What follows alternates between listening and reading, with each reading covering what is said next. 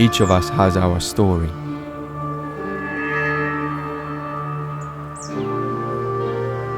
To each, our own. Soldier, politician, artisan.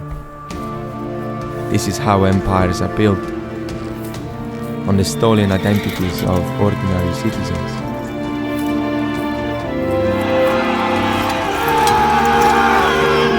Every Roman knows the forest is full of mysteries, full of spirits,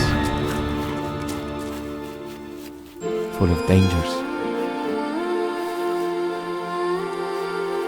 Was she a fauna?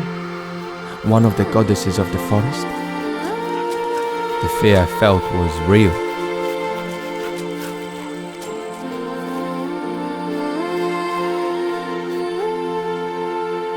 She beckoned me and I was drawn to her, in spite of my fear.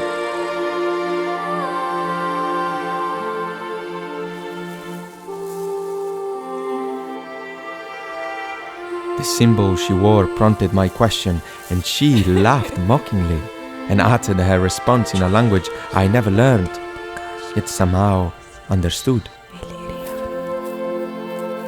Illirian. She whispered, and the images, were they memories? Came flashing through my mind like the shimmering spectre of a story waiting to be told.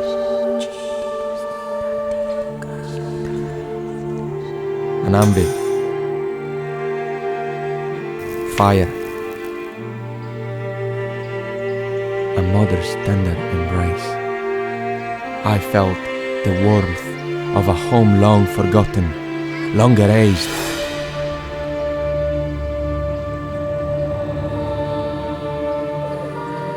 And in her silent promise, I knew she would lead me there. I followed her into the forest, never to return,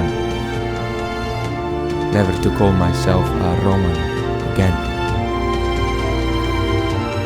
but rather what I had always been, the proud son of a blacksmith.